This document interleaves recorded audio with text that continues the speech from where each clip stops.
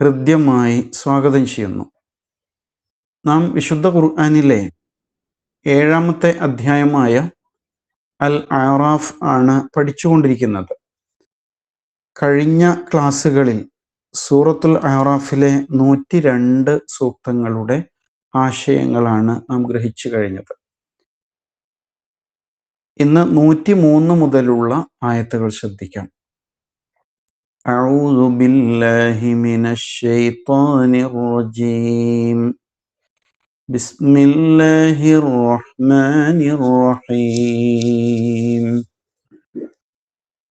ثم بعثنا من بعدهم موسى بآياتنا إلى فرعون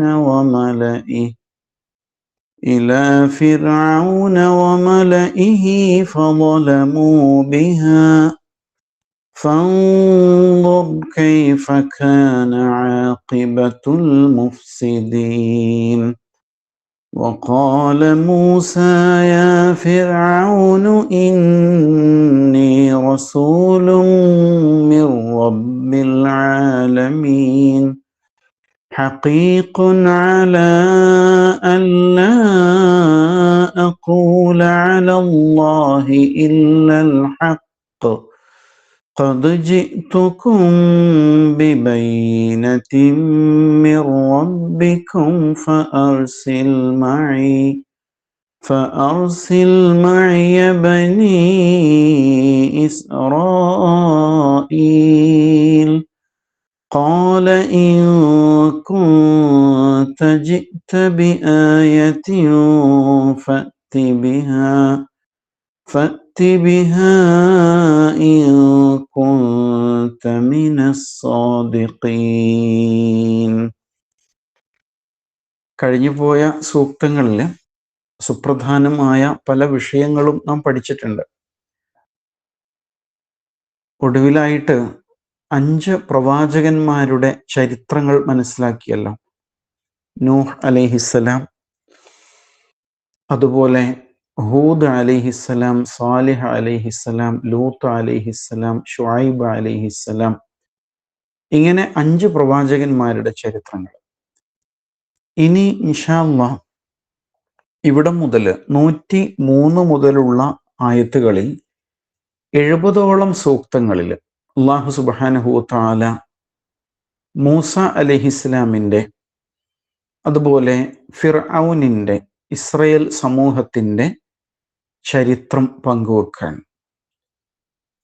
കഴിഞ്ഞ ആയത്തുകളിൽ മനസ്സിലാക്കിയതുപോലെ പ്രവാചകത്വം ആണ് ഇതിലെയും മുഖ്യ വിഷയം. റസൂലുള്ളാഹി സ്വല്ലല്ലാഹു അലൈഹി വസല്ലമയുടെ പ്രവാചകത്വം ഒരു പുതിയ സംഭവമൊന്നുമല്ല. നേരത്തെ പല ഘട്ടങ്ങളിലായിട്ട് ധാരാളം പ്രവാചകന്മാർ ലോകത്ത് വന്ന് കടന്നു പോയിട്ടുണ്ട്. അതിൻ്റെ തുടർച്ച തന്നെയാണ് റസൂൽ സല്ലല്ലാഹു അലൈഹി വസല്ലമയുടെ ആഗമനം. അല്ലാതെ എന്തോ ഒരു പുത്തൻ വാദവുമായിട്ട് പുതിയ ഒരാൾ രംഗപ്രവേശം ചെയ്തതല്ല എന്ന് പ്രത്യേകിച്ചും മക്കക്കാരെ, അതേപോലെ പൊതുവായിട്ട് മനുഷ്യ സമൂഹത്തെ അല്ലാഹു സുബ്ഹാനഹു വ തആല ഓർമ്മപ്പെടുത്തുകയാണ് എന്ന് മനസ്സിലാക്കാം. നേരത്തെ നമ്മൾ സൂറത്തുൽ ബഖറയിൽ, ആലു ഇമ്രാനിൽ ഒക്കെ ഇസ്രായേൽ സമൂഹത്തെക്കുറിച്ച് കുറേ ഭാഗങ്ങൾ പഠിച്ചു പോയിട്ടുണ്ട്. ഇവിടെ കുറച്ചുകൂടി വ്യക്തതയിൽ ഫറോവയുടെ ഭരണകൂടവും മൂസ അലൈഹിസ്സലാം എന്ന പ്രവാചകനും തമ്മിൽ നടക്കുന്ന സംഭാഷണങ്ങളും, അതുപോലെ സത്യപ്രവാചകൻ തൻ്റെ സത്യം ബോധ്യപ്പെടുത്താൻ വേണ്ടിയിട്ട് അല്ലാഹു സുബ്ഹാനഹു വ തആല നൽകുന്ന അമാനുഷ ദൃഷ്ടാന്തങ്ങൾ, അവയുടെ പ്രകടനങ്ങൾ, ഫറോവയുടെ ജാലവിദ്യക്കാരുമായുള്ള മത്സരങ്ങൾ, അതിലവർ പരാജയപ്പെടുന്നത്, ഇങ്ങനെ തുടങ്ങിയിട്ട് ഇസ്രായേൽ സമൂഹത്തിൻ്റെ വിമോചനത്തിലേക്ക് നയിക്കുന്ന പല ഘട്ടങ്ങളുമാണ് ഈ സൂറയിൽ അല്ലാഹു തആല അവരുമായി ബന്ധപ്പെട്ട് പരാമർശിക്കുന്നത് എന്ന് മനസ്സിലാക്കാം. നമുക്ക് 103-ാമത്തെ ആയത്തിലേക്ക് കടക്കാം. ثم بعثنا من بعدهم موسى بآياتنا إلى فرعون وملئه إلى فرعون وملئه فظلموا بها فانظر كيف كان عاقبة المفسدين. ثم പിന്നെ അതിനെ തുടർന്ന് ബഅസ്ന നാം നിയോഗിച്ചു, ബഅസ യബ്അസു അയച്ചു നിയോഗിച്ചു, മിൻ ബഅദിഹിം അവർക്ക് ശേഷം, അഥവാ മുകളിൽ പറഞ്ഞ ജനസമൂഹങ്ങളുണ്ടല്ലോ, 5 പ്രവാചകന്മാരുടെ സമൂഹങ്ങൾ, ആ സമൂഹങ്ങൾക്ക് ശേഷം നാം നിയോഗിച്ചു മൂസ അലൈഹിസ്സലാമിനെ ബി ആയാത്തിന നമ്മുടെ ദൃഷ്ടാന്തങ്ങളുമായിട്ട് നാം നിയോഗിച്ചു. എങ്ങോട്ടാണ്? ഇലാ ഫിർഔൻ ഫിർഔനിലേക്ക് നിയോഗിച്ചു. വ മലഇഹി അവൻ്റെ ആ രാജാവിൻ്റെ ഭരണാധികാരിയുടെ പ്രമാണിമാരിലേക്കും നിയോഗിച്ചു. ഫളമു ബിഹ എന്നിട്ടോ അവർ അതിനോട് അതിക്രമം ചെയ്തു. ഇതിനോട് പ്രവാചകത്വത്തോട് അതിക്രമം കാണിച്ചു, ആ ദൃഷ്ടാന്തങ്ങളോട് അതിക്രമം കാണിച്ചു. ഫന്നുർ നീ നോക്കൂ, കൈഫ ഖാന എപ്രകാരമായിരുന്നുവെന്ന്, ആഖിബ പര്യവസാനം എങ്ങനെയായിരുന്നു, അൽ മുഫ്സിദീൻ ആ നാശകാരികളുടെ പര്യവസാനം എങ്ങനെയായിരുന്നുവെന്ന് നീ ഒന്ന് ശ്രദ്ധിച്ചു നോക്കൂ. ആരാണ് നീ? ഒന്ന് റസൂൽ സല്ലല്ലാഹു അലൈഹി വസല്ലമയാണ്, പിന്നെ ഖുർആൻ പാരായണം ചെയ്യുന്ന നാം ഓരോരുത്തരുമാണ് എന്ന് മനസ്സിലാക്കാം. അപ്പോൾ മൂസ അലൈഹിസ്സലാമും ഫിർഔനും ആയി ബന്ധപ്പെട്ട ചരിത്രത്തിലേക്ക് അല്ലാഹു തആല ആമുഖം പറയാൻ. സുമ്മ ബഅസ്നാ മിൻ ബഅദിഹിം, അവിടെ സുമ്മ എന്തിനാണ്? നേരത്തെ പറഞ്ഞ കാര്യങ്ങളോട് ചേർത്ത് പറയാൻ വേണ്ടിയിട്ടാണ്. അല്ലാതെ പിന്നെ എന്ന് പറയുമ്പോൾ തൊട്ടടുത്ത കാലത്ത് എന്നൊന്നും അവിടെ ഉദ്ദേശിക്കുന്നില്ല, ഉടൻ എന്നുദ്ദേശിക്കുന്നില്ല. മറിച്ച് ഒരു കാര്യം പറഞ്ഞിട്ട് അടുത്ത കാര്യം പറയാൻ പോവാണ്. ആ നിലക്കാണ് സുമ്മ എന്ന് വന്നിരിക്കുന്നത്. പിന്നീട് ബഅസ്ന നാം നിയോഗിച്ചു. ആരാ പറയുന്നത്? അള്ളാഹു ആണ് പറയുന്നത്, അല്ലെ? മിൻ ബഅദിഹിം അവർക്ക് ശേഷം. ആർക്ക് ശേഷം? കഴിഞ്ഞുപോയ ജനപദങ്ങൾ, തലമുറകൾ, വ്യത്യസ്ത സമൂഹങ്ങൾ, അവർക്ക് ശേഷം മൂസ അലൈഹിസ്സലാമിനെ നാം നിയോഗിച്ചു. ബി ആയാത്തിന നമ്മുടെ ദൃഷ്ടാന്തങ്ങളുമായിട്ട് നിയോഗിച്ചു, അല്ലെ? അപ്പോൾ അവർക്ക് ശേഷം എന്ന് പറയുമ്പോൾ നമ്മൾ പഠിച്ചതനുസരിച്ച് കഴിഞ്ഞുപോയ സമൂഹങ്ങളൊക്കെ നശിപ്പിക്കപ്പെട്ട സമൂഹങ്ങളാണ്. 5 സമൂഹങ്ങൾ, അല്ലെ? നൂഹ് അലൈഹിസ്സലാമിൻ്റെ, അതുപോലെ ഹൂദ് അലൈഹിസ്സലാമിൻ്റെ, സ്വാലിഹ് അലൈഹിസ്സലാമിൻ്റെ, ലൂത്ത് അലൈഹിസ്സലാമിൻ്റെ, ഷുഐബ് അലൈഹിസ്സലാമിൻ്റെ, ഈ 5 സമൂഹങ്ങളും നശിപ്പിക്കപ്പെട്ടവരാണ്. അപ്പോൾ മിൻ ബഅദിഹിം എന്ന് പറയുമ്പോൾ അവർക്ക് ശേഷം എന്ന് മാത്രമല്ല, അവര് നശിപ്പിക്കപ്പെട്ടതിന് ശേഷം എന്നുകൂടി മനസ്സിലാക്കണം. അപ്പോൾ കുറച്ചുകൂടി ഗൗരവമുള്ളൊരു കാര്യമാണ്, അല്ലെ? മൂസ അലൈഹി ഇസ്ലാമിനെ അള്ളാഹു അയക്കുന്നത് ബി ആയാത്തിന നമ്മുടെ ദൃഷ്ടാന്തങ്ങളുമായിട്ടാണ് എന്ന് പറയുന്നുണ്ട്. എന്താണ് പറയാൻ പോകുന്നുണ്ട്? 2 ദൃഷ്ടാന്തങ്ങൾ എന്തൊക്കെയായിരുന്നു? ഒന്ന് വടിയാണ്, ആ വടി നിലത്തിടുമ്പോൾ പാമ്പായി മാറുന്നതാണ്. മറ്റൊന്ന് മൂസ അലൈഹി ഇസ്ലാമിൻ്റെ കൈ തൻ്റെ കക്ഷത്ത് വെച്ച് തിരിച്ചെടുക്കുമ്പോൾ വെട്ടിത്തിളങ്ങുന്നതായിരുന്നു. വേറെയും 7 പരീക്ഷണ രൂപത്തിലുള്ള ദൃഷ്ടാന്തങ്ങൾ അല്ലാഹു തആല ആ ജനതയിൽ ഫിർഔൻ സമൂഹത്തിലേക്ക് ഇറക്കിയിട്ടുണ്ടായിരുന്നു, അവർ നന്നാകാൻ വേണ്ടിയിട്ട്, അല്ലെ? അതിനെക്കുറിച്ചും പരാമർശങ്ങൾ വരുന്നുണ്ട്. ആകെ 9 ദൃഷ്ടാന്തങ്ങളാണ് എന്ന് മനസ്സിലാക്കുക. സുമ്മ ബഅസ്നാ മിൻ ബഅദിഹിം മൂസ ബി ആയാത്തിന. അപ്പൊ അവിടേക്ക് ആരാണ് അയച്ചതെന്ന് ചോദിച്ചാൽ നാം എന്ന് ആവർത്തിച്ച് പറയുന്നുണ്ട്. അപ്പൊ അള്ളാഹു ആണ് പ്രവാചകന്മാരെ നിയോഗിക്കുന്നത്. എവിടേക്കാണ് നിയോഗിച്ചത്? ഇലാ ഫിർഔൻ ഫിർഔനിന്റെ അടുത്തേക്ക്, വ മലഇഹി അയാളുടെ പ്രമാണിമാരുടെ അടുത്തേക്ക്, അഥവാ ആ രാജസദസ്സും ഭരണകൂടവും മന്ത്രിമാരും ഒക്കെ അടങ്ങുന്ന പ്രമാണി വർഗമാണ് ഉദ്ദേശിക്കുന്നത്. നമ്മൾ ഇതുവരെ പഠിച്ച പ്രവാചകന്മാരെ ഒന്നുകൂടി ശ്രദ്ധിച്ചാൽ, വ ഇല മദിയന അഖാഹും ശുഐബ, അല്ലെ? വ ഇല ആദിൻ അഖാഹും ഹൂദ, ഇങ്ങനെയാണ് നമ്മൾ പഠിക്കുന്നത്. എന്ന് പറഞ്ഞാൽ ഒരു ജനതയിലേക്കാണ് പ്രവാചകന്മാർ നിയോഗിക്കപ്പെട്ടത്, അങ്ങനെയാണല്ലോ. പക്ഷെ ഇവിടെ ഒരു വ്യക്തിയെ കുറിച്ചാണ് പറയുന്നത്. ഇലാ ഫിർഔൻ, ഫിർഔനിന്റെ അടുക്കലേക്ക്, വ മലഇഹി, അയാളുടെ ഭരണവർഗത്തിന്റെ പ്രമാണിമാരുടെ അടുക്കലേക്കും എന്ന് പറയുന്നു. അപ്പൊ എന്തായിരിക്കും കാരണം? അവിടെ ഇപ്പൊ നിലവിൽ ഒരു ഭരണകൂടമുണ്ട്. ഏകാധിപത്യ ഭരണകൂടമാണ്, സ്വച്ഛാധിപത്യ ഭരണകൂടമാണ്. അപ്പൊ ആ ഭരണാധികാരിയുടെ അടുക്കലേക്ക് നേരിട്ട് തന്നെയാണ് അല്ലാഹു തആല ഈ പ്രവാചകനെ അയക്കുന്നത് എന്ന് മനസ്സിലാക്കാം. എന്താ ഉദ്ദേശം? ഭരണാധികാരി സത്യം സ്വീകരിച്ചാൽ ആ ജനത സത്യം ഉൾക്കൊള്ളുവാൻ ഏറെ എളുപ്പമുണ്ട്, അല്ലെ? ഖുർആനില് സൂറത്ത് ഖുറൈശ് ഉണ്ടല്ലോ, അവിടെ ഈലാഫി ഖുറൈശ് എന്നവരെ വിളിച്ചുകൊണ്ട് ഫൽയഅ്ബുദൂ റബ്ബ ഹാദൽ ബൈത്ത് എന്ന് പറയുന്നുണ്ട്, അല്ലെ? ഈ ഭവനത്തിന്റെ, കഅബയുടെ നാഥന് അവർ ഇബാദത്ത് ചെയ്യട്ടെ എന്ന് പറയുന്നു. അപ്പൊ അവിടെ ആ ഭരണകൂടം സത്യം സ്വീകരിച്ചാൽ ആ നാട് മുഴുവനും അതിലേക്ക് വരും എന്നുള്ളൊരു സൂചനയാണ്. അപ്പൊ അത് തന്നെയാണ് ഇവിടെയും ഉദ്ദേശിക്കുന്നത്. ഈ ഭരണാധികാരി സത്യം സ്വീകരിച്ചാൽ ആ ജനത സത്യത്തിലേക്ക് വരാനുള്ള സാധ്യത വളരെ കൂടുതലാണ് എന്ന് മനസ്സിലാക്കാം. അപ്പൊ അതുകൊണ്ട് തന്നെ ഇലാ ഫിർഔൻ എന്ന് പറയുന്നു. വ മലഇഹി, മലഅ് നേരത്തെ പല തവണ വന്നതാണ്, അല്ലെ? നിറഞ്ഞു നിൽക്കുന്ന സമൂഹം, അതാണ് പ്രമാണി വർഗം എന്നതുകൊണ്ട് ഉദ്ദേശിക്കുന്നത്. ഫളലമു ബിഹ, അതിനോടുള്ള അവരുടെ പ്രതികരണം എന്താണ്? അവര് അതിനോട് അതിക്രമം കാണിച്ചു, ആ സത്യത്തെ തള്ളിപ്പറഞ്ഞു എന്നാണ് ഉദ്ദേശം. ഫൻദുർ, നീ നോക്കൂ, ചരിത്രം പഠിക്കൂ, എന്നിട്ട് പാഠം ഉൾക്കൊള്ളൂ. കൈഫ കാന ആഖിബത്തുൽ മുഫ്സിദീൻ, ആ കുഴപ്പക്കാരുടെ പര്യവസാനം എങ്ങനെയായിരുന്നു എന്ന് നീ ഒന്ന് ചിന്തിച്ചു നോക്കൂ. എങ്ങനെയായിരുന്നു? സൂറത്തുൽ ബഖറയിലൊക്കെ നമ്മൾ പഠിച്ചില്ലേ, വ അഗ്റഖ്ന ആല ഫിർഔന വ അൻതും തൻദുറൂൻ, അല്ലെ? ഇസ്രായേൽ സമൂഹം നോക്കി നിൽക്കെ ഫിർഔനും ഫിർഔനിന്റെ ആൾക്കാരും മുങ്ങി ഒടുങ്ങിപ്പോയി എന്ന് അൽ ബഖറയിൽ വന്നിട്ടുണ്ട്. അപ്പൊ അതിലേക്ക് തന്നെയാണ് അള്ളാഹു വെളിച്ചം വീശുന്നത് എന്ന് മനസ്സിലാക്കുക. അപ്പൊ നമ്മൾ നേരത്തെ ഫിർഔൻ സമൂഹത്തെ കുറിച്ചൊക്കെ ഒരുപാട് പഠിച്ചാണ്, അല്ലെ? ഫിർഔൻ എന്ന വാക്കില് എന്താ ഉള്ളത്? റ, ഫിർ ഔൻ എന്ന് പറയുമ്പോൾ റാവും ഐനും ഉണ്ടല്ലോ. റ എന്നത് സൂര്യദേവന്റെ പേരാണത്രേ. സൂര്യ ആരാധക വംശമായിരുന്നു ഫിർഔൻ വംശം, സൂര്യനെ ആരാധിച്ചിരുന്നവരാണ്. അപ്പൊ അങ്ങനെയായിരുന്നു അവരുടെ സാമൂഹിക ഘടന.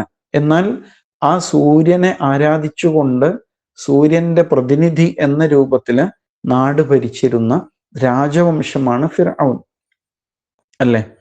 നമ്മുടെ നാട്ടിലെ കൊച്ചി രാജവംശം, അതുപോലെ തിരുവിതാംകൂർ രാജവംശം, സാമൂതിരി രാജവംശം ഒക്കെ ഉണ്ടല്ലോ. എന്ന് പറയും പോലെ ആ രാജവംശത്തിന്റെ പേരാണത്. അവർക്ക് വ്യക്തികൾക്ക് വേറെ പേരുകളുണ്ട്, റംസീസ് ഒന്നാമൻ, രണ്ടാമൻ, അങ്ങനെയൊക്കെ ഉണ്ട്. മൂസ അലി ഇസ്ലാമിന്റെ കാലത്ത് മുംഫത്ത എന്ന ഒരു ഫിർഔൻ ഉണ്ടായിരുന്നു. വ്യത്യസ്ത പേരുകളിൽ അവർ അറിയപ്പെട്ടു. അപ്പൊ ഇവിടെ ഇലാ ഫിർഔന വ മലഇ എന്ന് പറയുമ്പോൾ മൂസ അലൈഹി ഇസ്ലാമിന്റെ കാലഘട്ടത്തിലെ ഫറോവയും അതേപോലെ തന്നെ അന്നത്തെ ഭരണകൂടവുമാണ് ഉദ്ദേശിക്കുന്നത് എന്ന് മനസ്സിലാവും, അല്ലെ? പക്ഷെ അവര് മൂസ അലൈഹിസ്ലാം എന്ന പ്രവാചകനെ, അവിടുത്തെ പ്രവാചകത്വത്തെ തള്ളിപ്പറയുകയും അതിനെ നശിപ്പിക്കുവാൻ, പരാജയപ്പെടുത്താൻ വേണ്ടി കിണഞ്ഞ് ശ്രമിക്കുകയും ചെയ്യാൻ ഉണ്ടായത്. അതാണ് ആമുഖമായിട്ട് പറയുന്നത്. പക്ഷെ അവര് നശിച്ചുപോയി. ഇനി മൂസ അലൈഹിസ്ലാം സംസാരിക്കട്ടെ. അടുത്ത ആയത്ത്, വഖാല മൂസ യാ ഫിർഔന ഇന്നി റസൂലും മിർ റബ്ബിൽ ആലമീൻ. വഖാല മൂസ, മൂസ അലൈഹിസ്സലാം പറഞ്ഞു, യാ ഫിർഔൻ, ഫിർഔനെ, ഇന്നി റസൂൽ, നിശ്ചയം ഞാൻ ദൈവദൂതനാണ്, മിർ റബ്ബിൽ ആലമീൻ, റബ്ബുൽ ആലമീനിൽ നിന്നുള്ള ദൈവദൂതനാകുന്നു. ആമുഖമായിട്ട് പറയാൻ. മൂസ അലൈഹി ഇസ്ലാം ഒരു തവണ മാത്രമാണ് ഇങ്ങനെ ഒരു കാര്യം പറഞ്ഞത് എന്ന് കരുതാമോ? അങ്ങനെയല്ല, നിരന്തരം പ്രബോധന പ്രവർത്തനം തുടരാൻ. അങ്ങനെയാണല്ലോ ഒരു കാര്യത്തെ നമുക്ക് വിജയിപ്പിച്ചെടുക്കാൻ സാധിക്കുന്നത്. അതിനെക്കുറിച്ച് നിരന്തരം പറഞ്ഞ് നമ്മൾ അതിൻ്റെ വക്താക്കളായിട്ട് മാറണം. അപ്പോഴാണ് അത് ജനങ്ങളിലേക്ക് എത്തുള്ളൂ. ഒരു തവണ പറയുന്നത് കൊണ്ട് ഒരിക്കലും എത്തില്ല. അപ്പൊ മൂസ അലൈഹി ഇസ്ലാമിന്റെ പ്രബോധന പ്രവർത്തനങ്ങളിലെ പ്രധാനപ്പെട്ട ഒരു ആശയം പറയാണ്. ഇന്നി റസൂൽ, ഞാൻ ദൂതനാണ്, മിർ റബ്ബിൽ ആലമീൻ, റബ്ബുൽ ആലമീനിൽ നിന്നുള്ള, സർവലോക രക്ഷിതാവിൽ നിന്നുള്ള ദൂതനാകുന്നു. അപ്പൊ എത്ര കാര്യങ്ങൾ പറഞ്ഞു? 2 കാര്യം പറയുന്നുണ്ട് അല്ലെ? ഒന്ന് ദൈവദൂതൻ, പ്രവാചകത്വം പറയാൻ.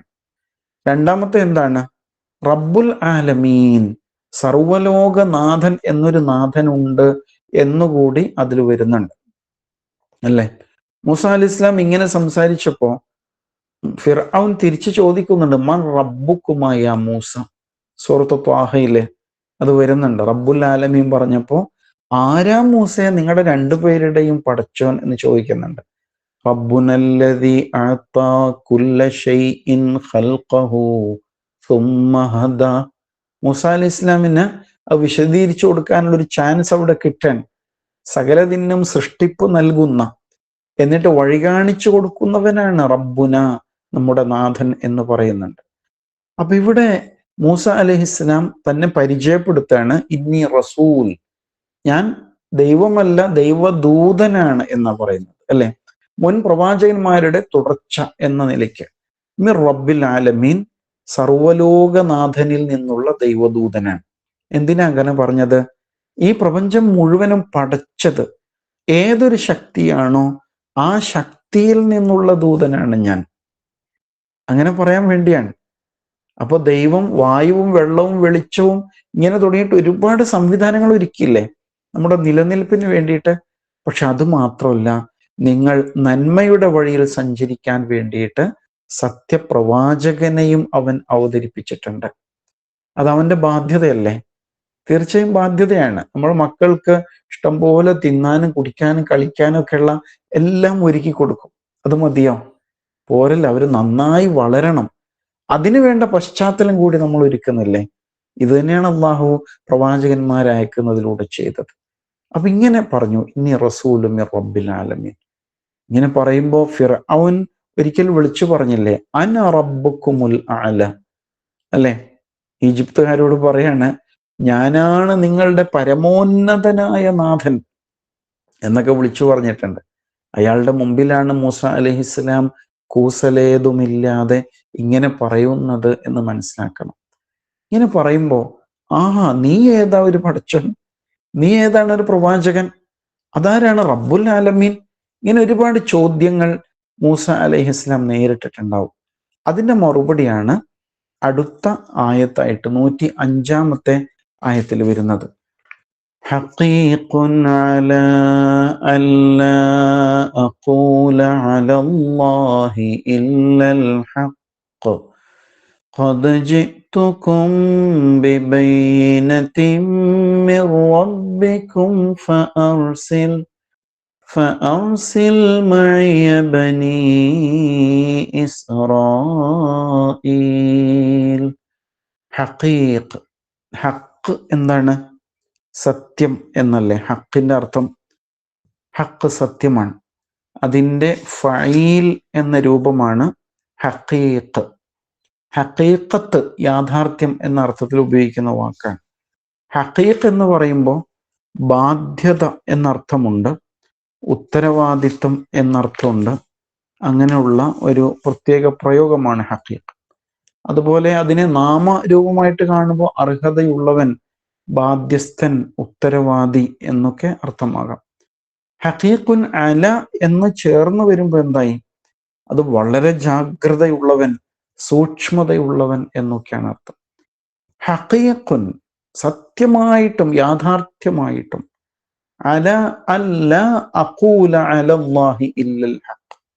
അപ്പൊ ഹഖീഖുൻ അല, ജാഗ്രതയുള്ളവനാണ്, ഉത്തരവാദിത്ത ബോധമുള്ളവനാണ്. അൻ ലാ അഖൂല, ഞാൻ പറയാതിരിക്കാൻ ഉത്തരവാദിത്ത ബോധമുള്ളവനാണ്. അല അൻ, എന്തിന്മേല്? ലാ അഖൂല, ഖാല യഖൂലു പറഞ്ഞു, അഖൂലു ഞാൻ പറയുന്നു, അൻ ലാ അഖൂല ഞാൻ പറയാതിരിക്കാൻ കടപ്പെട്ടവനാണ്. അലല്ലാഹ്, അള്ളാഹുവിന്റെ പേരില്, ഇല്ലൽ ഹഖ് സത്യമല്ലാത്തതൊന്നും പറയാതിരിക്കാൻ ബാധ്യതപ്പെട്ടവനാണ് ഞാൻ പ്രവാചകനാണ്. അതുകൊണ്ട് എനിക്കങ്ങനെ സ്വയം ഉണ്ടല്ലോ, പ്രവാചകത്വം വാദിച്ച് രംഗത്ത് വരേണ്ട കാര്യമൊന്നുമില്ല. അത് അള്ളാഹുവിന്റെ മേൽ ഞാൻ ചമയ്ക്കുന്ന ഗുരുതരമായ ഒരു കുറ്റകൃത്യമായിരിക്കും, അല്ലെ? ഞാൻ ദൈവദൂതനല്ലാത്ത ഞാൻ അങ്ങനെ കള്ളപ്രവാചകനായിട്ട് രംഗത്ത് വരിക എന്നുള്ളത് ശരിയല്ല. അതിനാൽ ഹഖീഖുൻ അല, ഉത്തരവാദിത്ത ബോധമുള്ളവനാണ് ഞാൻ. എൻ്റെ ഓരോ വാക്കും ഉത്തരവാദിത്ത ബോധത്തോടെയാണ്.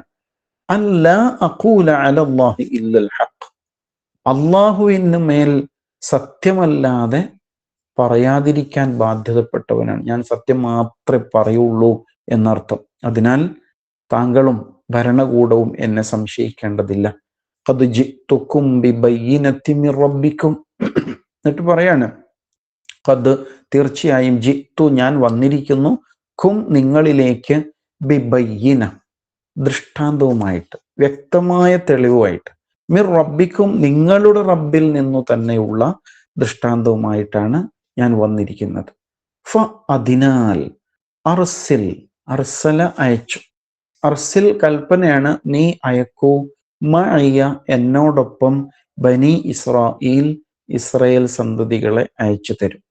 മഅ കൂടെ, മഅയ എൻ്റെ കൂടെ, ആ യാ ചേരുമ്പോൾ എൻ്റെ എന്നർത്ഥം വരും. മഈ എന്നുമാകാം. ഇവിടെ ഫഅർസിൽ മഅയ എന്ന് പറഞ്ഞിരിക്കുകയാണ്, എന്നോടൊപ്പം നീ അയക്കൂ, ബനി ഇസ്രായേൽ ഇസ്രായേൽ സന്തതികളെ അയച്ചു തരൂ എന്നാണ് പറയുന്നത്. അപ്പൊ വിഷയത്തിലേക്ക് മൂസ അലൈഹി ഇസ്ലാം അതിവേഗം കടക്കുകയാണ്, അല്ലെ? ആദ്യം അവരുടെ ഒരു ചോദ്യത്തിന് അല്ലെങ്കിൽ സംശയത്തിനുള്ള മറുപടിയാണ്, അള്ളാഹുവിൻ്റെ പേരിൽ സത്യമല്ലാത്തതൊന്നും പറയാതിരിക്കാൻ ഞാൻ ബാധ്യസ്ഥനാണ്. ഞാൻ സത്യം മാത്രമേ പറയുള്ളൂ, സത്യമല്ലാത്തതൊന്നും പറയാൻ എനിക്ക് സാധ്യമല്ല എന്ന് ആദ്യം പറഞ്ഞു. എന്നിട്ടാ പറയുന്നത്, ഇതാ ഞാൻ പ്രവാചകനാണ് എന്നതിന് തെളിവ് വേണോ? വ്യക്തമായ തെളിവുകളുമായിട്ട് തന്നെയാണ് ഞാൻ വന്നത്, നിങ്ങളുടെ റബ്ബിൽ നിന്നുള്ള തെളിവ് എന്നാണ് ഇവിടെ പറയുന്നത്, അല്ലെ? നിങ്ങളുടെ കൂടി റബ്ബാണ് അള്ളാഹു, എൻ്റെ മാത്രമല്ല എന്നാണ് ഉദ്ദേശം. ഫഅർസിൽ മഅയ ബനി ഇസ്രായേൽ, അതിനാൽ ഇസ്രായേൽ സന്തതികളെ എന്നോടൊപ്പം അയച്ചു തരും. ഇതിൽ എന്തൊക്കെ പറയുന്നുണ്ട്? ഞാൻ സത്യവാനായ പ്രവാചകനാണ്, അള്ളാഹു എനിക്ക് ചില ദൈവിക ദൃഷ്ടാന്തങ്ങൾ, പ്രവാചകത്വത്തിന്റെ തെളിവുകൾ എനിക്ക് നൽകിയിട്ടുണ്ട്. മാത്രമല്ല ആ അള്ളാഹു നിങ്ങളുടെ കൂടി നാഥനാണ്, അതിനാൽ ഇസ്രായേല്യരെ എന്നോടൊപ്പം അയക്കും. ഇതും ഒറ്റവാചകത്തിൽ ഒരു ദിവസം പറയുന്നതാണെന്ന് കരുതരുത്. നിരന്തരമായ പ്രബോധന പ്രവർത്തനങ്ങളെ അള്ളാഹു തആല ഇവിടെ ചുരുക്കി നമ്മോട് പറഞ്ഞു തരാൻ.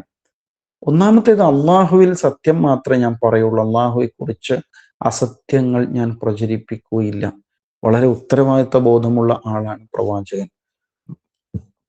രണ്ടാമത്, ദൃഷ്ടാന്തങ്ങളെ കുറിച്ച് പറയാണ്. നേരത്തെ ആമുഖത്തിൽ വന്നില്ലേ, അത് തന്നെയാണ് പറയുന്നത്. ബി ആയാത്തിന എന്ന് നേരത്തെ വന്നിരുന്നു, ദൃഷ്ടാന്തങ്ങളുമായിട്ട്. അത് തന്നെയാണ് ബി ബയ്യിന എന്ന് പറഞ്ഞതും എന്ന് മനസ്സിലാക്കുക. പിന്നെ പെട്ടെന്ന് പറയാണ്, ഇസ്രായേല്യരെ എന്നോടൊപ്പം അയച്ചു തരും. അതെന്താ സംഭവം? അപ്പൊ അവിടെ ആ ചരിത്ര പശ്ചാത്തലം നമ്മുടെ മനസ്സിലുണ്ടാവണം. ഇസ്രായേല്യര് എങ്ങനെയാണ് ഈ ഫലസ്തീനിൽ നിന്ന് ഈജിപ്തിലെത്തുന്നത്, ആ ചരിത്ര ബോധം നമ്മുടെ മനസ്സിലുണ്ടാവണം. അറിയാമല്ലോ, യൂസുഫ് അലിഹിസ്സലാം ആ പ്രവാചകനെ, അദ്ദേഹത്തിന്റെ സഹോദരങ്ങള് അസൂയ മൂത്ത് കിണറ്റിലിടുന്നു. അവിടെ നിന്ന് കച്ചവടക്കാർ കണ്ടെടുക്കുന്നു. അങ്ങനെ ഈജിപ്തിലേക്ക് കൊണ്ടുപോയിട്ട് അവിടുത്തെ അടിമച്ചന്തയിൽ വിൽക്കപ്പെടുന്നു. അങ്ങനെ അവിടെ നിന്ന് പ്രഭു യൂസുഫ് അലൈഹി ഇസ്ലാം എന്ന കുട്ടിയെ വാങ്ങിക്കുന്നു. പിന്നീട് പല സംഭവ വികാസങ്ങൾ ഉണ്ടാകുന്നു. അതിനെ തുടർന്ന് ഒടുവില് ഈജിപ്തിലെ ഭരണാധികാരിയായിട്ട് യൂസുഫ് അലൈഹി ഇസ്ലാം മാറുന്നു. അങ്ങനെ ഇസ്രായേൽ സമൂഹം മുഴുവനും ഫലസ്തീനിൽ നിന്ന് ഈജിപ്തിലേക്ക് കുടിയേറുന്നുണ്ട്. അങ്ങനെ ഒരു സുവർണ കാലഘട്ടം അവർക്കുണ്ടായി. അതിനുശേഷം അവര് ധാരാളമായിട്ട് പെരുകി. പക്ഷേ അവിടുത്തെ നേരത്തെ ഉണ്ടായിരുന്ന ഭരണാധികാരികൾ തിരിച്ചു വരുന്നു. ഫിർഔനും കൂട്ടരും അങ്ങനെ ഇസ്രായേൽ സമൂഹത്തെ അടിച്ചമർത്തുന്നു. ആ ഒരു അടിച്ചമർത്തലിന്റെ ഘട്ടത്തിലാണ് ഇപ്പോഴവരുള്ളത്. മൂസ അലൈഹി ഇസ്ലാം കടന്നു വരുമ്പോൾ അവരുടെ വിമോചകനായിട്ട് കൂടിയാണ് വരുന്നത് എന്ന് മനസ്സിലാക്കണം. മൂസ അലൈഹിസ്സലാം ഇവിടെ ഉന്നയിക്കുന്നത് ഈ ഒരു വിഷയം മാത്രമാണോ? ഇസ്രായേല്യരെ എന്നോടൊപ്പം വിട്ടുക എന്നാണോ? അങ്ങനെയല്ല. സൂറത്തു നാസിആത്തില് ഒക്കെ ഉണ്ടല്ലോ, ഫിർഔനിനെ സത്യത്തിലേക്ക് ക്ഷണിക്കുന്ന പ്രയോഗങ്ങൾ നേരത്തെ വന്നിട്ടുണ്ട് എന്നത് നമ്മൾ പ്രത്യേകം ഓർത്തിരിക്കണം. ഇദ്ഹബ് ഇലാ ഫിർഔന ഇന്നഹു തഗാ ഫഖുൽ ഹൽ ലക ഇലാ അൻ തസക്ക. ഫിർഔന്റെ അടുക്കലേക്ക് ചെല്ലു, അല്ലാഹു മൂസ അലൈഹി ഇസ്ലാമിനോട് പറയാം. ഇന്നഹു തഗാ, അവൻ അതിര് കവിഞ്ഞ് ധിക്കാരിയായിരിക്കുന്നു. എന്നിട്ട് പറയും, ഹൽ ലക ഇലാ അൻ തസക്ക, നിനക്ക് സംസ്കാരം സ്വീകരിക്കുവാൻ, നിന്നെ ശുദ്ധീകരിച്ചെടുക്കണം എന്നതിന് നീ സന്നദ്ധനാണോ എന്ന് ചോദിക്കുന്നു. എങ്കിൽ അഹ്ദിയക്ക, നിന്നെ ഞാൻ വഴി കാണിക്കാം, ഇലാ റബ്ബിക്ക, നിന്റെ റബ്ബിലേക്ക്, ഫതഖ്ഷ, അങ്ങനെ നീ ദൈവഭയമുള്ളവനാകും എന്ന് പറയുന്നുണ്ട്. അപ്പോ എങ്ങനെയാണ് ഫിർഔനായിട്ട് സംസാരിക്കേണ്ടത് എന്നതൊക്കെ അള്ളാഹു പറഞ്ഞു കൊടുക്കുന്നുണ്ട് സൂറത്തു ത്വാഹയില്. ഫഖൂലാ ലഹു ഖൗലൻ ലയ്യിനൻ ലഅല്ലഹു യതദക്കറു ഔ യഖ്ഷ. സൗമ്യമായ ഭാഷയിൽ നിങ്ങൾ രണ്ടുപേരും, മൂസ അലൈഹി ഇസ്ലാമും ഹാറൂൻ അലൈഹി ഇസ്ലാമും അദ്ദേഹത്തോട് സംസാരിക്കണം. ലഅല്ലഹു യതദക്കർ, ഒരുപക്ഷെ അദ്ദേഹം ചിന്തിച്ച് കാര്യം ഗ്രഹിച്ചേക്കാം, ഔ യഖ്ഷ, അല്ലെങ്കിൽ ദൈവഭയമുള്ളവനായേക്കാം എന്ന് പറയുന്നുണ്ട്. അതിനാൽ നേരിട്ട് ചെന്നിട്ട് ഇസ്രായേലിനെ വിട്ടുക എന്നല്ല പറയുന്നത്. ആദ്യം ഫിർഔനിനെയും അതുപോലെ ഭരണകൂടത്തെയും ഒക്കെ സത്യത്തിലേക്ക് ക്ഷണിക്കുക ചെയ്യുന്നു.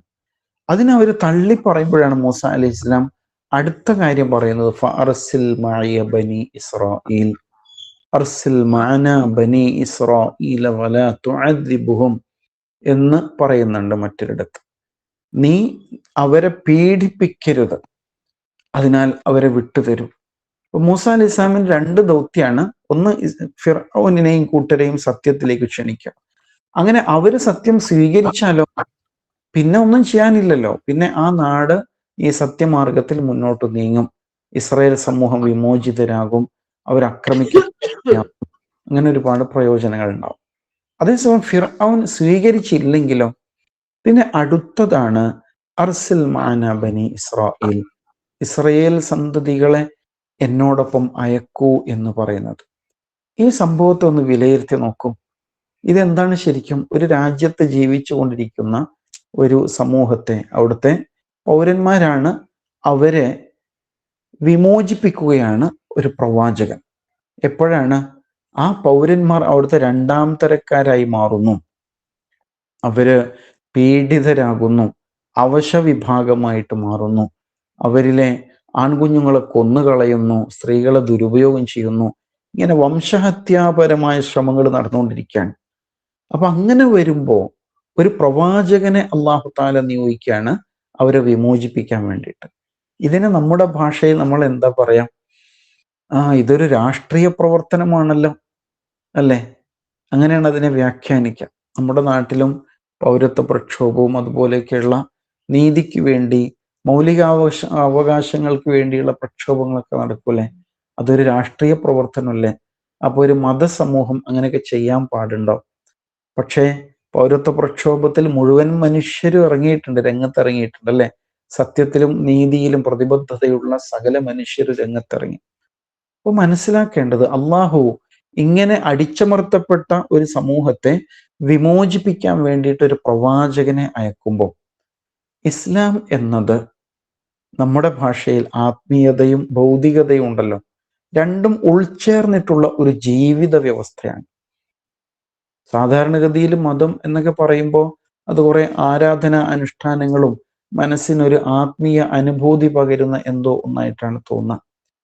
അതൊരു അടിസ്ഥാനമാണ്. എന്നാൽ അതിൽ നിന്ന് നമ്മൾ ഉൾക്കൊള്ളുന്ന ചൈതന്യത്തെ സമൂഹത്തിന്റെ നന്മയ്ക്ക് വേണ്ടി, അവരുടെ വിമോചനത്തിന് വേണ്ടിയിട്ട് പ്രയോജനപ്പെടുത്തണം.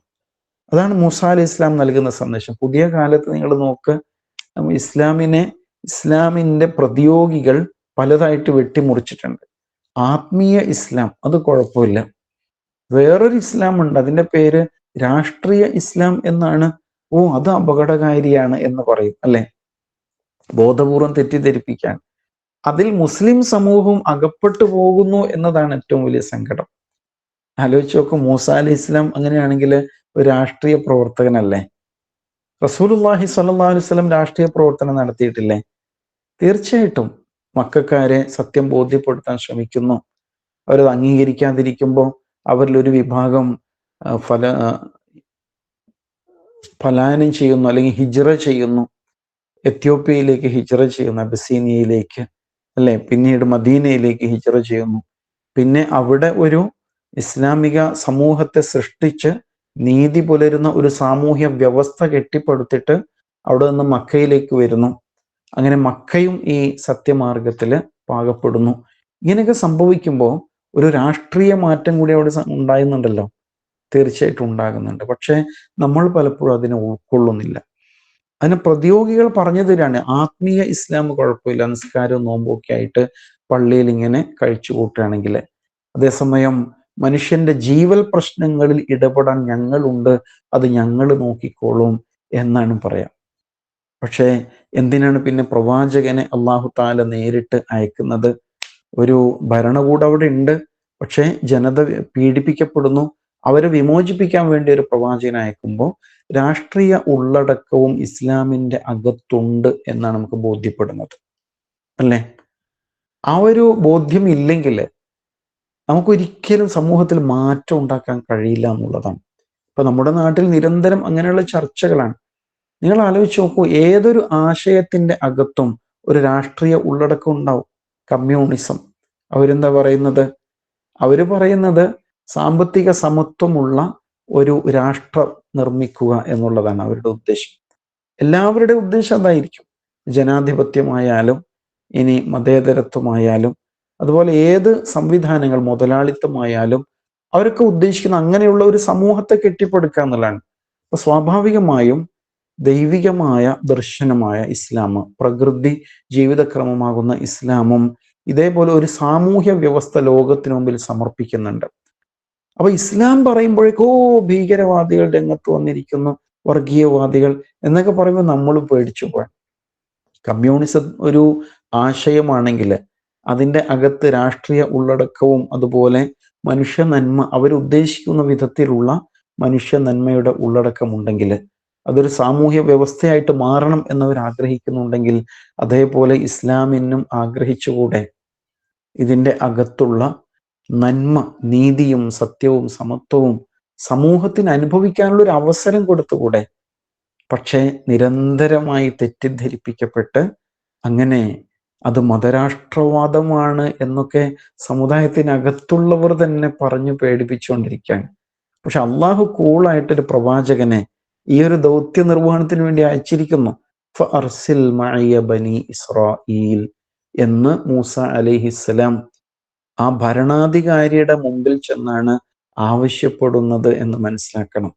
ഫഅർസിൽ മഅയ ബനി ഇസ്രായീൽ. അതിനാൽ നമ്മൾ പൊതുരംഗത്ത് ഇറങ്ങിയിട്ട് സത്യത്തിനും നീതിക്കും വേണ്ടിയിട്ട് പടപൊരുതുമ്പോൾ അതാ തീവ്രവാദികൾ രംഗത്ത് വന്നിരിക്കുന്നു എന്ന് മറ്റുള്ളവർ പറഞ്ഞ് പേടിപ്പിക്കുമ്പോഴേക്ക് നമ്മൾ ഉൾവലിയാൻ ശ്രമിക്കേണ്ടതില്ല. വിശുദ്ധ ഖുർആനിന്റെ കാഴ്ചപ്പാടില് സാമൂഹിക രാഷ്ട്രീയ ഉള്ളടക്കമുണ്ട് എന്നതിന് ഏറ്റവും വലിയ തെളിവാണ് മൂസ അലൈഹിസ്സലാമും ഫിർഔനിന്റെ ഭരണകൂടവും തമ്മിൽ ഉണ്ടാകുന്ന ഇടപെടലുകൾ എന്ന് മനസ്സിലാക്കേണ്ടത്. അങ്ങനെ അവരെ വിട്ടുതരണം എന്ന് മൂസ അലൈഹിസ്സലാം ആ ഭരണകൂടത്തോട് ആവശ്യപ്പെടാൻ. ഫഅർസിൽ മഅയ ബനി ഇസ്രായീൽ. അപ്പൊ ഫിർഔന്റെ മറുപടിയാണ് അടുത്ത ആയത്ത്. ഖാല ഇൻ കുൻത ജിഅത ബിആയതിൻ ഫഅതി ബിഹാ ഇൻ കുൻത മിനസ് സാദിഖീൻ. ഖാല, ഫിർഔൻ മറുപടി പറയാണ്, ഇൻ കുന്ത, നീ ആണെങ്കിൽ, ജിത്ത, നീ വന്നുവെങ്കിൽ, ജാഅ യജീഉ വന്നു, ജിത്ത നീ വന്നു, ഇൻ കുന്ത ജിത്ത നീ വന്നുവെങ്കിൽ, ബി ആയത്തിൻ വല്ല ദൃഷ്ടാന്തവുമായിട്ടാ വന്നതെങ്കിൽ, ഫഅതി ബിഹാ നീ അത് കൊണ്ടുവരൂ. അത്തായത്തി വന്നു എന്ന് തന്നെയാണ്, ബി ചേരുമ്പോൾ കൊണ്ടുവന്നു എന്നായി.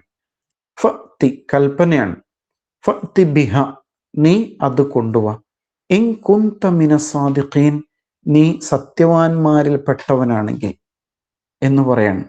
അപ്പൊ മൂസ അലൈഹിസ്സലാമിനെ ഫിർഔൻ സംശയിക്കുന്നു. അഥവാ മൂസ അലൈഹിസ്സലാം വ്യാജം പറയുകയാണ് എന്ന് സമൂഹത്തെ തെറ്റിദ്ധരിപ്പിക്കാൻ വേണ്ടിയിട്ട് കൂടിയാണ് ഇങ്ങനെ പറയുന്നത്. നീ സത്യവാനാണെങ്കിൽ, നീ പറഞ്ഞല്ലോ നിന്റെ കയ്യിൽ ദൃഷ്ടാന്തങ്ങളുണ്ട്, ഖദ് ജിഅ്തുകും ബിബയ്യിന എന്ന് മുകളിൽ പറഞ്ഞിരുന്നു. ആ ദൃഷ്ടാന്തങ്ങൾ, തെളിവുകളൊക്കെ കൊണ്ടുപോവാ. അപ്പൊ മൂസ അലൈഹി ഇസ്ലാം എന്ത് ചെയ്തു? فألقى عصاه فإذا هي ثعبان مبين. അങ്ങനെ മൂസ അലൈഹിസ്സലാം തൻ്റെ കയ്യിലുള്ള വടി നിലത്തേക്കിടാൻ. ഫഅൽഖ, അൽഖ യുൽഖി, ഇട്ടു. അസ, വടി ഇട്ടു.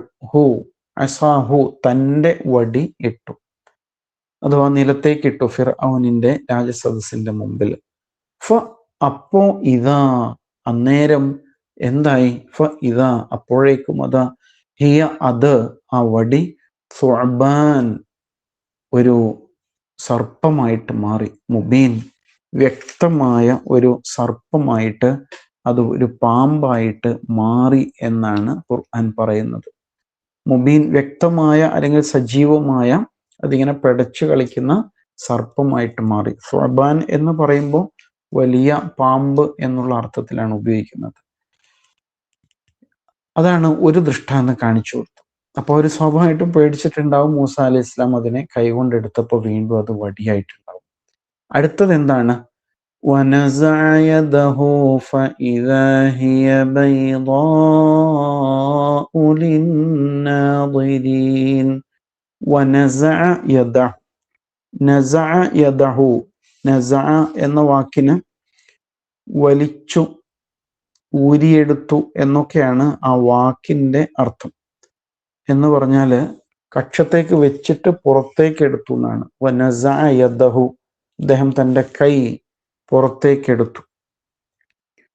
ഫ ഇദ, അപ്പോഴതാ, ഹിയ, അത്, ആ കൈ, ബൈളാ, വെള്ള നിറത്തിനാണ് ബൈളാ എന്ന് പറയാം.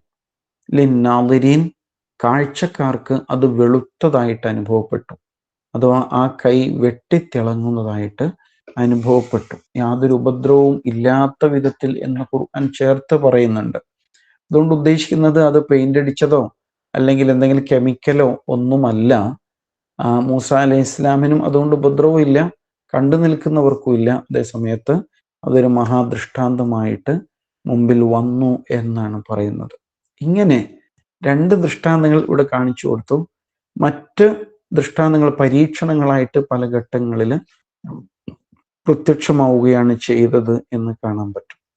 ഇനി അടുത്ത സൂക്തങ്ങളിൽ എന്തായിരുന്നു ഫിർഔനിന്റെയും കൂട്ടരുടെയും പ്രതികരണം എന്നുള്ളതാണ്. ഒരു സത്യത്തോട് സമൂഹം, പലപ്പോഴും പുറംതിരിഞ്ഞു നിൽക്കുന്ന സമൂഹം എങ്ങനെ പ്രതികരിക്കും എന്നതിൻ്റെ ഏറ്റവും നല്ലൊരു തെളിവാണ്. قال الملأ من قوم فرعون إن هذا لساحر عليم. قال, പറഞ്ഞു, അൽ മല, പ്രമാണിമാർ, ആ രാജസദസ്സിലെ ആളുകൾ, മന്ത്രിസഭ പറയാൻ. മിൻ ഖൗമി ഫിർഔൻ, ഫിർഔൻ ജനതയിലെ പ്രമാണിമാർ പറഞ്ഞു. ഇന്ന ഹാദ, നിശ്ചയം ഇത്, ഇപ്പൊ മൂസ കാണിച്ച ഈ 2 നമ്പർ ഉണ്ടല്ലോ, ഇന്ന ഹാദ, ഇത് അല്ലെങ്കിൽ ഇവൻ, ഈ കാണിച്ച വിദ്യയും അതുപോലെ തന്നെ മൂസ അലൈഹി ഇസ്ലാമും, ലസാഹിറുൻ, ഇയാൾ ഒരു ജാലവിദ്യക്കാരനാണ്, അലീം, പഠിച്ച മജീഷ്യനാണ് എന്നാണ് അവര് ആ സമയത്ത് പറയുന്നത്. പെട്ടെന്ന് വിഷയത്തെ മാറ്റിമറിക്കാൻ വേണ്ടിയിട്ട് അവർ പ്രയോഗിച്ച ഒരു പ്രയോഗമാണ് ഇത് എന്ന് മനസ്സിലാക്കണം. ഇന്ന ഹാദ ലസാഹിറുൻ അലീം, നിശ്ചയം ഇവൻ പഠിച്ച മാന്ത്രികനാണ്. സിഹർ, മാരണം എന്നാണല്ലോ. മനുഷ്യന്റെ മനസ്സിനെ സ്വാധീനിക്കാൻ കഴിയുന്ന, പഞ്ചേന്ദ്രിയങ്ങളെ സ്വാധീനിക്കാൻ കഴിയുന്ന ഒരു സംഗതിയാണ് സിഹർ എന്ന് പറയുന്നത്, അല്ലെ? അതില് ജാലവിദ്യ ഉൾപ്പെടുന്നുണ്ട്. കൺകെട്ട് എന്ന് പറയില്ലേ, പെട്ടെന്ന് നമ്മുടെ കണ്ണിനെ കെട്ടിക്കളയുക എന്ന പോലെ നമ്മുടെ കണ്ണ് എത്തുന്നതിന് മുമ്പേ അവരുടെ കൈവേഗത കൊണ്ട് അവർ കാര്യങ്ങൾ ചെയ്തു തീർക്കുന്നു എന്നുള്ളതാണ് എൻ്റെ പ്രത്യേകത. സഹർ എന്നാണ് പാതിരാക്ക് പറയാം, അല്ലെങ്കിൽ നമ്മൾ അത്താഴത്തിന് എഴുന്നേൽക്കുന്ന ടൈമിന് സുഹൂർ എന്ന് പറയാറുണ്ട്. ഒരു അവ്യക്തതയുള്ള അന്തരീക്ഷം എന്നതിനർത്ഥം പറയും. ഒരാൾ നടന്നു പോകുമ്പോൾ അയാൾ ആരാണെന്ന് കൃത്യമായിട്ട് മനസ്സിലാകുന്നില്ല, എന്നാൽ എന്തോ ഒന്ന് പോകുന്നതായിട്ട് കണ്ടു. ഇങ്ങനെ അവ്യക്തത സൃഷ്ടിക്കലാണ് ശരിക്കും സിഹർ എന്ന് പറയുന്നത്. അപ്പൊ ഇവര് ഇങ്ങനെയാണ് ഇതിനെ കാണുന്നത്. പക്ഷെ അവിടെ ഒരു അവ്യക്തത ഉണ്ടായിട്ടില്ല. പാമ്പ് പാമ്പ് തന്നെയാണ്, അല്ലാതെ ഓലപ്പാമ്പായിരുന്നില്ല അത്. പക്ഷെ പെട്ടെന്ന് ഇതിൽ നിന്ന് ആളുകളെ ശ്രദ്ധ തെറ്റിക്കാൻ വേണ്ടി, ഒരു പക്ഷേ അവിടെ രാജഭരണ സമൂഹം മുഴുവനും ഒരുമിച്ച് കൂടിയ ഒരിടത്തായിരിക്കും മൂസ അലൈഹി ഇസ്ലാം ഇത് പ്രകടിപ്പിച്ചത്. അപ്പൊ അതിനെ മറികടക്കാൻ വേണ്ടി പെട്ടെന്ന് അവർ കണ്ടെത്തുന്ന വാക്കാണ് ലസാഹിറുൻ അലീം. ഇയാളൊരു പഠിച്ച ജാലവിദ്യക്കാരനാണ്. ഇങ്ങനെ ചില പ്രയോഗങ്ങൾ ഇന്നും ആളുകൾ നടത്തുന്നത് കാണാം. അതാണ് സത്യം വിളിച്ചു പറയുമ്പോൾ, ഇവര് ഭീകരന്മാരാണ്, ഇവര് വർഗീയവാദിയാണ്, മതരാഷ്ട്രവാദികളാണ് എന്ന് പറയുന്നൊരു സ്റ്റൈല് കാണുന്നില്ലേ? ആദർശ തലത്തിൽ, ആശയ തലത്തില് നമുക്ക് സംവദിക്കാം എന്ന് പറയുമ്പോൾ അതിനെ സന്നദ്ധമാകാതിരിക്കാം. അതുപോലെ സംഭവിച്ച അബദ്ധങ്ങൾ വിളിച്ചു പറയേണ്ടി വരുമ്പോൾ കൈവെട്ടും കാലുവെട്ടും എന്ന് പറഞ്ഞ് ഭീഷണിപ്പെടുത്താം, അല്ലെ? അതൊക്കെയാണ് പുതിയ ട്രെൻഡ്. അപ്പൊ ശരിക്കും ഇവരും ഇതേ ശൈലിയില് തനി രാഷ്ട്രീയക്കാരന്റെ പ്രകൃതം പുറത്തേക്ക് എടുക്കുകയാണ്. എന്നിട്ട് പെട്ടെന്നൊരു പ്രസ്താവന നടത്താണ്, ഇന്ന ഹാദാ ലസാഹിറുൻ അലീം. ഇയാള് പഠിച്ച ജാലവിദ്യക്കാരനാണ്. എന്നിട്ട് ഒരു കാര്യം കൂടി പറയുന്നുണ്ട്, യുരീദു അൻ യുഖ്രിജകും മിൻ അർദികും ഫമാദാ തഅ്മുറൂൻ. യുരീദു, അറാദ യുരീദു, ഉദ്ദേശിച്ചു. യുരീദു, ഇവൻ ഉദ്ദേശിക്കുന്നു. അൻ യുഖ്രിജ, അഖ്റജ യുഖ്രിജു, പുറത്താക്കി. അൻ യുഖ്രിജ, പുറത്താക്കാൻ വേണ്ടിയിട്ട്, കും, നിങ്ങളെ, മിൻ അർളിക്കും, നിങ്ങളുടെ ഭൂമിയിൽ നിന്ന്, അഥവാ നിങ്ങളുടെ ജന്മനാട്ടിൽ നിന്ന് നിങ്ങളെ പുറത്താക്കാനാണ് ഇയാൾ വന്നിരിക്കുന്നത്. ഫ, അതിനാൽ, മാദ, എന്താണ്, തഅ്മുറൂൻ, നിങ്ങൾക്ക് കൽപ്പിക്കാനുള്ളത് എന്ന് ചോദിക്കാൻ. ഇതും മറ്റൊരു നമ്പറാണ്. യുരീദു അൻ യുഖ്രിജക്കും മിൻ അർളിക്കും. മൂസ അലൈഹി ഇസ്ലാം ഒരു വ്യക്തിയാണ്. പിന്നെ കൂടെയുള്ളത് ഒരു ഹാറൂനാണ്, അല്ലെ, അലൈഹിസ്സലാം. രണ്ട് പ്രവാചകന്മാര്. അവർക്ക് കയ്യില് അധികാരമില്ല, സമ്പത്തില്ല, സൈന്യമില്ല, അങ്ങനെയുള്ള ഒരു പിൻബലവുമില്ല. ഇവരെ കുറിച്ചാണ് പറയുന്നത്, ഇവർ നിങ്ങളെ നിങ്ങളുടെ ജന്മനാട്ടിൽ നിന്ന് പുറത്താക്കും എന്ന് പറയാണ്. ഇസ്ലാമിനെ കുറിച്ച് പറയുമ്പോൾ, ഇസ്ലാമിന്റെ സാമൂഹ്യ വ്യവസ്ഥയെ കുറിച്ച് പറയുമ്പോൾ, ഒരു 400 കൊല്ലം കൊണ്ട് ഇസ്ലാം ഇവിടെ വരാൻ സാധ്യതയുണ്ട്. അത് ഭയങ്കര അപകടമാണ്. അതുകൊണ്ട് നമ്മൾ ഇപ്പൊ തന്നെ അതിനെതിരെ എഴുന്നേൽക്കണം. ഇങ്ങനെയൊക്കെ പറയുന്നില്ലേ? അതാണ് സംഭവിക്കുക. അതേ സമയത്ത് ഫാഷിസവും അതുമായി ബന്ധപ്പെട്ട അനീതിയും ഒക്കെ നിറഞ്ഞു നിൽക്കുന്നു. അതിനെക്കുറിച്ച് ആർക്കൊന്നും പറയാനില്ല. ഇങ്ങനെ ഒരു സാഹചര്യം കാണാൻ പറ്റും. ഇതേപോലെയാണ് അന്ന് അവർ പറയുന്നത്, യുരീദു അൻ യുഖ്രിജക്കും മിൻ അർളിക്കും. ഈ രണ്ട് പാവ മനുഷ്യന്മാര് നിങ്ങളെ നിങ്ങളുടെ ജന്മനാട്ടിൽ നിന്ന് പുറത്താക്കാൻ വന്നവരാണ്. അതുകൊണ്ട് ഫമാദാ തഅ്മുറൂൻ, എന്ത് ചെയ്യണം, ഇപ്പൊ തന്നെ കൽപ്പിച്ചാലോ എന്ന് പറഞ്ഞുകൊണ്ട് അന്തരീക്ഷം കൊഴുപ്പിക്കാൻ ശ്രമിക്കുകയാണ് അവര്. ഇതാണ് പലപ്പോഴും സത്യത്തിനെതിരിൽ സംഭവിക്കുന്നത്. സത്യം ചെരുപ്പണിയുമ്പോഴേക്ക് അസത്യം 100 തവണ ലോകം ചുറ്റിക്കറങ്ങി തിരിച്ചെത്തിയിരിക്കും എന്ന് പറയാറുണ്ട്. അസത്യം ഇങ്ങനെ മുറവിളി കൂട്ടുമ്പോൾ, അതിന് അധികാരഭാവങ്ങൾ ഉണ്ടാകുമ്പോൾ, സത്യം സ്വാഭാവികമായിട്ടും എവിടെയോ അങ്ങനെ ഒളിഞ്ഞിരിക്കുന്നുണ്ടാവും. അതിന് വെളിപ്പെടുത്തുവാൻ സാധിക്കാതെ വരും. അതിനാൽ ഈ സൂക്തങ്ങള് വളരെ കാലിക പ്രസക്തിയുള്ള സൂക്തങ്ങളാണ് എന്നുകൂടി മനസ്സിലാക്കണം. ഇസ്ലാമിൻ്റെ സാമൂഹിക രാഷ്ട്രീയ മാനങ്ങൾ മൂസ അലൈഹി ഇസ്ലാമിലൂടെ അല്ലാഹു സുബ്ഹാനഹു വ തആല വെളിപ്പെടുത്തുകയാണ്. പഠിച്ച തമ്പുരാൻ ഈ വചനങ്ങളിൽ നിന്ന് പാഠം ഉൾക്കൊണ്ട് നമ്മുടെ ജീവിത നിലപാടുകളെ രൂപപ്പെടുത്തുവാൻ തൗഫീഖ് നൽകുമാറാവട്ടെ. അള്ളാഹുവെ, ഞങ്ങളുടെ എല്ലാ സതുദ്ദേശങ്ങളും സഫലീകരിക്കണേ നാഥ. എല്ലാ പരീക്ഷണങ്ങളിൽ നിന്നും ആശ്വാസം നൽകണേ റബ്ബെ. ഗസയിലെ, സിറിയയിലെ, അതുപോലെ ഒരുപാടിടങ്ങളിൽ പീഡിതരായ മനുഷ്യരുണ്ട് റബ്ബെ. അവർക്കെല്ലാം ശിഫയും ആശ്വാസവും നൽകി അനുഗ്രഹിക്കണേ നാഥ. രോഗങ്ങളിൽ നിന്ന്, കടബാധ്യതകളിൽ നിന്ന്, മനപ്രയാസങ്ങളിൽ നിന്ന് ഞങ്ങൾക്ക് നീ ആശ്വാസം നൽകണേ നാഥ. ഞങ്ങളിൽ മൺമറഞ്ഞു പോയ മാതാപിതാക്കൾ, ബന്ധുമിത്രാദികൾ എല്ലാവരെയും അനുഗ്രഹിക്കണേ റബ്ബെ. റബ്ബന ആതിന ഫിദ്ദുനിയ ഹസനതൻ വഫിൽ ആഖിറതി ഹസനതൻ വഖിന അദാബന്നാർ. റബ്ബന തഖബ്ബൽ മിന്ന ഇന്നക അൻതസ് സമീഉൽ അലീം വതുബ് അലൈന ഇന്നക അൻതത് തവ്വാബുർ റഹീം. വസല്ലല്ലാഹു അലാ മുഹമ്മദിൻ വഅലാ ആലിഹി വസഹ്ബിഹി അജ്മഈൻ വൽഹംദുലില്ലാഹി റബ്ബിൽ ആലമീൻ. അസ്സലാമു അലൈക്കും വറഹ്മത്തുള്ളാഹി.